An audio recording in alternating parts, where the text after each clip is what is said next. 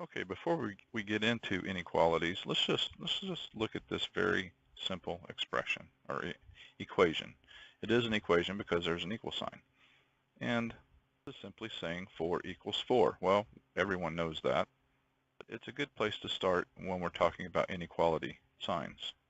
We also know that 4 does not equal 3. So what we do with inequality signs is we essentially replace the equal signs, inequality signs. And using this equation, we know that 4 is not equal to 3 because 4 is greater than 3. Now, that is not greater than. GT is not correct symbology.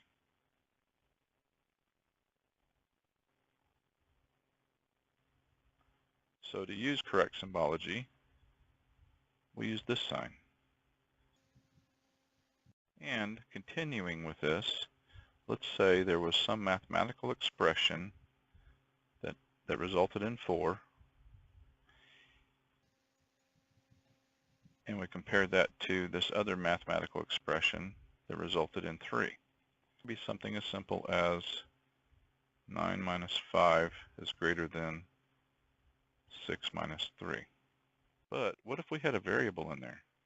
9 minus x is greater than 6 minus 3. With this x being a variable, it could be any number, right? Well, we know that there's probably going to be a range of numbers that this satisfies this equation. It doesn't have to be just one single number. I'll rewrite this over here so I have more room. And we can solve for x just like we did before when there was an equal sign.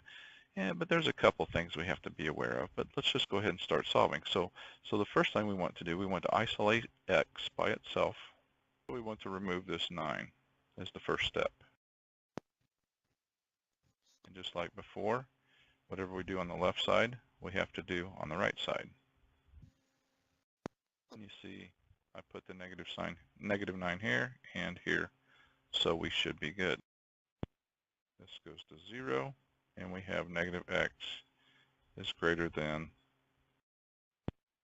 3 minus 9, or negative x is greater than negative 6.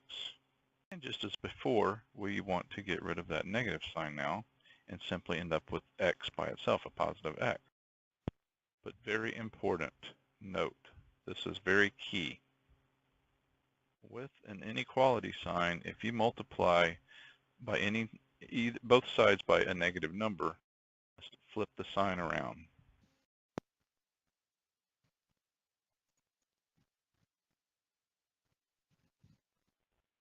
And this sign gets flipped around. So now we have x is less than 6.